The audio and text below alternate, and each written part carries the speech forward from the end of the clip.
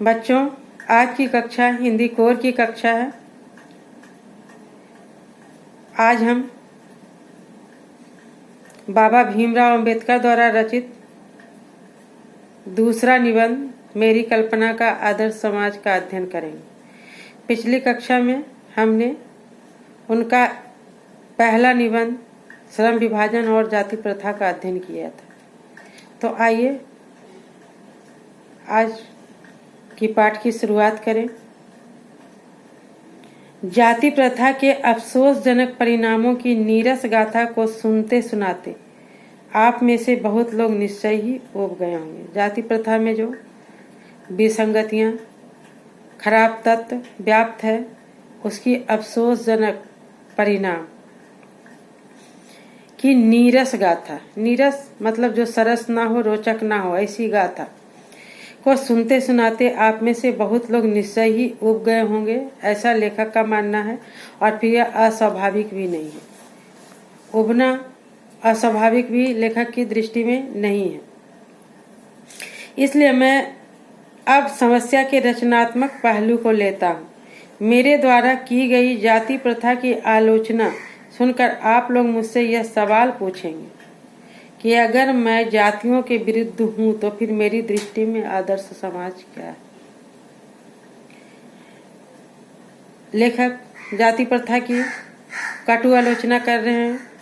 तो कटु आलोचना करने के बाद उनके मन में यह संशय जाग रहा है कि आप लोग यह सब सुनकर मुझसे जरूर यह प्रश्न पूछना चाहेंगे कि अगर मैं जाति प्रथा के विरुद्ध हूं तो मेरी नज़र में आदर्श समाज क्या होगा, कैसा समाज होगा जो उनकी नज़र में आदर्श होगा, सही होगा।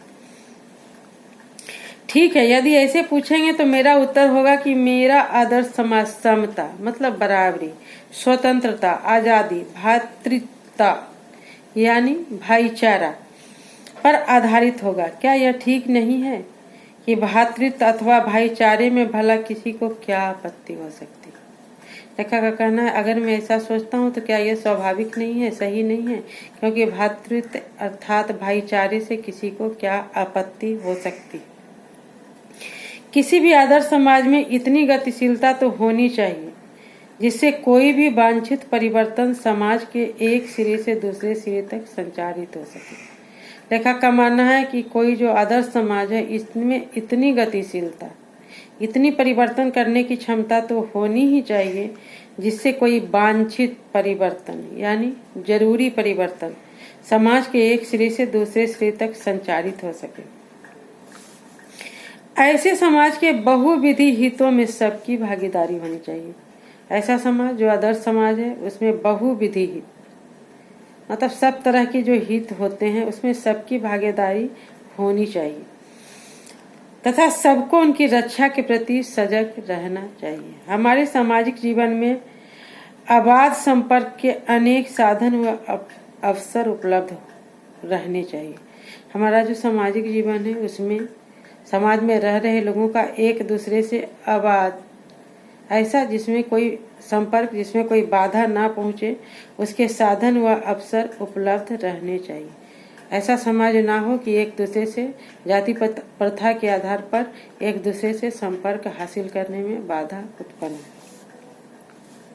अभिप्राय यह है कि दूध पानी के मिश्रण की तरह भाईचारे का यही असली रूप है। जिस तरह दूध और पानी एक दूसरे से मिलकर अपने अपने अस्तित्व को खोकर एक दूसरे में समाहित हो जाते हैं, उसी तरह भाईचारे का भी यही असली रूप है, जहाँ हर जाति, हर समुदाय के लोग आपस में मिलजुल कर सिर्फ एक भाई की तरह रहे। और इसी का दूसरा नाम लोकतंत्र है, जिसे प्रजातंत्र भी कहा गया है, क्योंकि लोकतंत्र मात्र शासन की एक पद्धति नहीं। लोकतंत्र मूलतः सामूहिक जीवनचर्या की एक परंपरा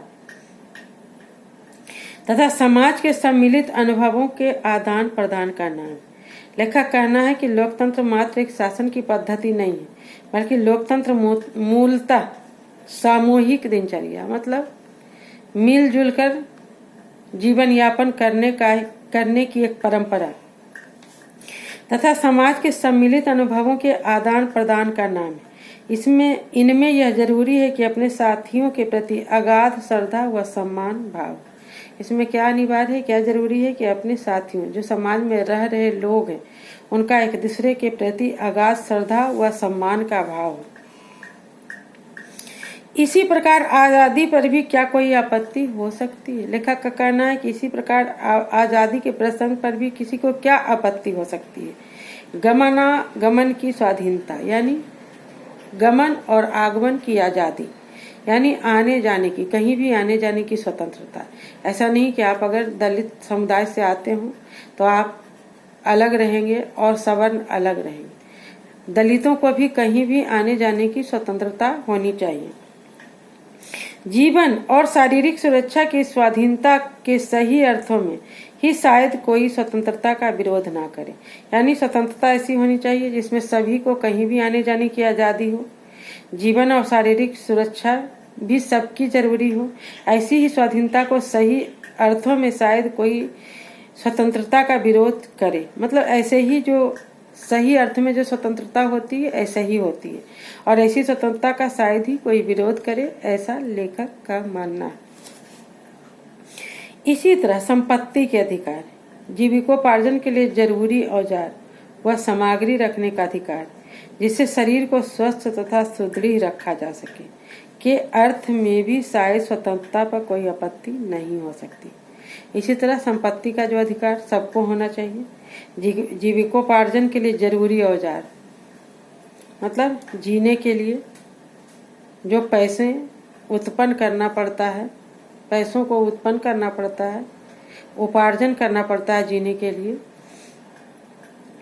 के लिए जरूरी औजार व सामग्री रखने का अधिकार, सामग्री रखने के अधिकार, जिससे शरीर को स्वस्थ तथा सुदृढ़ रखा जा सके, अर्थ में भी शायद स्वतंत्रता पर कोई आपत्ति नहीं हो सकती। तो फिर मनुष्य की शक्ति के समक्ष तथा प्रभावशाली प्रयोग को भी स्वतंत्रता क्यों न प्रदान की जाए? तो फिर मनुष्य की जो शक्ति है उसके सामने और तथा प्रभावशाली प्रयोग की भी स्वतंत्रता क्यों न प्रदान की जाए? मनुष्य की जो सक्षमता होती है, मनुष्य में जो गुण होता है, उसका प्रभावशाली प्रयोग की भी स्वतंत्रता प्रदान करनी चाहिए, ऐसा लेखक का मानना है।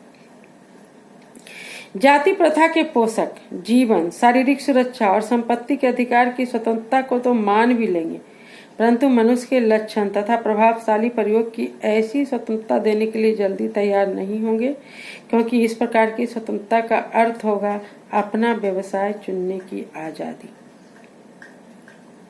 किसी को नहीं है तो उसका अर्थ है उसे दास्तां में जकड़ कर रखना होगा।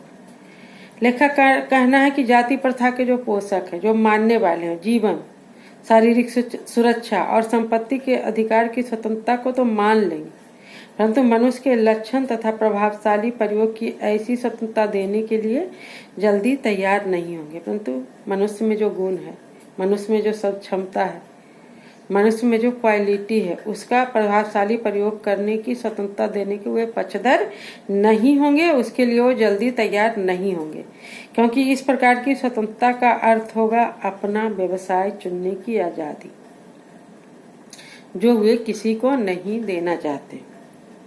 तो उसका अर्थ है उसे दास्तां में जकड़ कर रखना होगा, क्योंकि दास्तां मात्र कानूनी पराधीनता को नहीं कहा जा सकता। दास्तां में वह स्थिति भी शामिल है जिससे कुछ मनुष्य को दूसरे लोगों के द्वारा निर्धारित व्यवहार तथा कर्तव्यों का पालन करने के लिए विवश होना पड़ता है। लेखक का कहना है दास्तां यानी गुलामी मात्र कानूनी पराधीनता यानी कानूनी गुलामी को ही नहीं कहा जा सकता। दास्तां में वह स्थिति भी शामिल है जिससे कुछ मनुष्य जैसे दलितों को दूसरे लोगों द्वारा निर्धारित व्यवहार, जो सवर्ण ने उनके लिए निर्धारित किया, ऐसा व्यवहार तथा कर्तव्यों का पालन करने के लिए विवश होना पड़ता है। दास्तां में लेखक के अनुसार वह स्थिति शामिल है जिसमें कुछ मनुष्यों के लिए दूसरे लोगों यानी समाज के बनाए हुए जो नियम होते हैं उसके अनुसार निर्धारित व्यवहार तथा कर्तव्यों का पालन करने के लिए विवश होना पड़ता है। ऐसी स्थिति कानूनी पराधीनता न होने पर भी पाई जाती। लेखक का मानना है कि ऐसी स्थिति कानूनी गुलामी न होने पर भी पाई जाती। उदाहरण के लिए जाति प्रथा की तरह ऐसे वर्ग होना संभव है जहां कई लोगों को अपनी इच्छा के विपरीत पेशे अपनाने पड़ते हैं। उदाहरण के लिए जाति प्रथा के अंतर्गत कई ऐसे वर्ग हैं जिनमें लोगों को अपनी इच्छा के विपरीत पेशे को अपनाने पड़ते हैं। पाठ के शेष भाग का अध्ययन हम इस वीडियो के अगले भाग में करेंगे।